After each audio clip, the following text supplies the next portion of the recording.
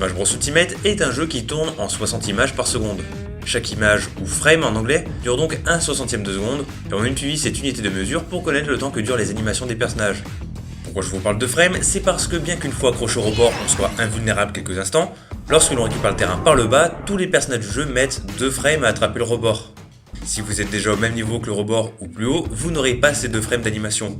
Mais vu qu'en général vous venez d'en bas pour remonter et que les EP sont annulés par cette animation à l'approche du rebord, votre adversaire pourra alors vous tout frame avec n'importe quelle attaque pouvant toucher en dessous du rebord. Pourtant, il est possible d'éviter cette animation de tout frame. Quand on maintient le joystick gauche vers le bas, on ne peut pas s'accrocher au terrain. Donc tant que nous sommes en dessous du terrain, si on maintient le stick en bas jusqu'à ce qu'on soit au même niveau que le rebord, on pourra alors esquiver le tout frame. Cela s'appelle un Biffy EP et c'est utilisé par tous les personnages ayant une bonne hitbox verticale sur leur EP pour taper leur adversaire à travers le terrain, rendant les two frames plus difficiles.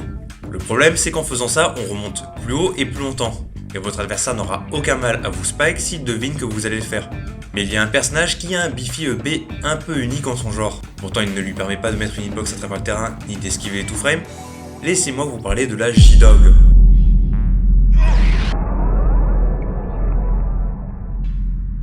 Sur Smash Ultimate, le EP de Dadidou a une super armor une bonne partie de la montée, de la frame 22 à la frame 34, et comme son nom l'indique, elle est incassable. Dadidou prendra tout de même les pourcentages, mais sans être éjecté. En 2016, à l'époque de Smash 4, J-Dog, un Dadidou originaire du Maryland, aujourd'hui caster pour VG Bootcamp, découvre que si l'on maintient le Biffy jusqu'à la fin des 2 frames, soit très légèrement au-dessus du terrain, on peut attraper le rebord instantanément. Il partage la tech au Dadidou Cord américain, où elle sera reprise sous le nom du joueur, la J-Dog. You can of course use this to get back to ledge, but the better use I found is actually countering 2 frames. Dedede is the easiest person in the entire game to 2 frame, as seen here.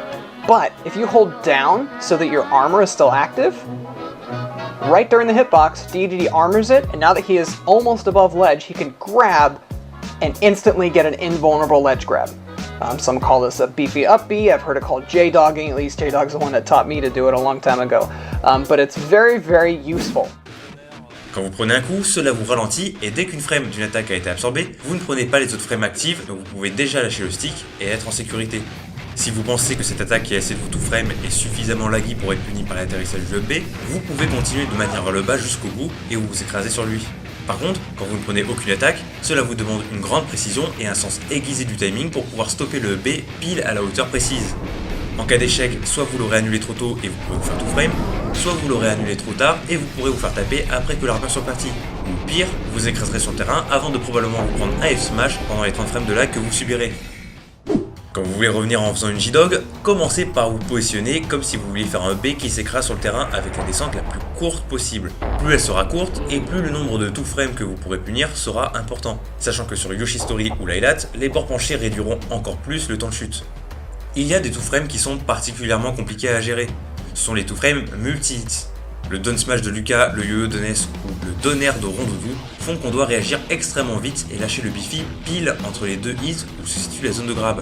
Pour contrer cela, pas de secret, il va falloir s'entraîner contre ces personnages.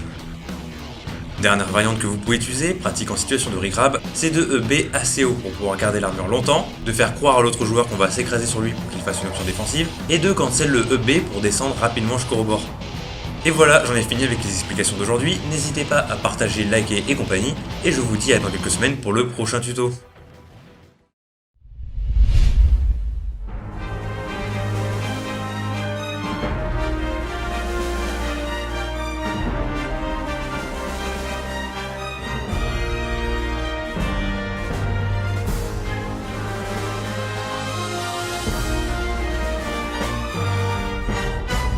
Et le let's trap pour l'instant qui est très très bon encore une fois, c'est cette armor. Mais parce qu'il arrive à faire sa tech depuis tout à l'heure. Et il est content. Si j'ai bien compris, il biffy le B, il le cancel à un moment très précis. Ouais. Et comme ça, il garde l'armure. Et il perd pas l'armure au moment où il attrape l'edge. Ok, ah c'est ce qu'il essayé de faire tout à l'heure. Oui, c'est insane, ça change beaucoup de choses.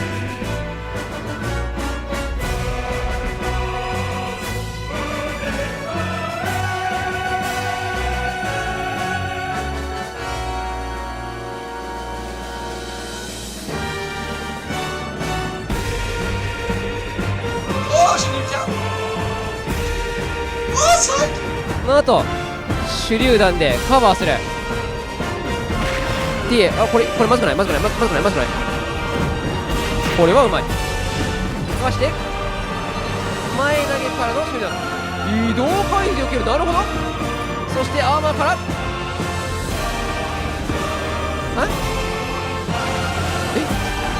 一生耐えりゃすごいな。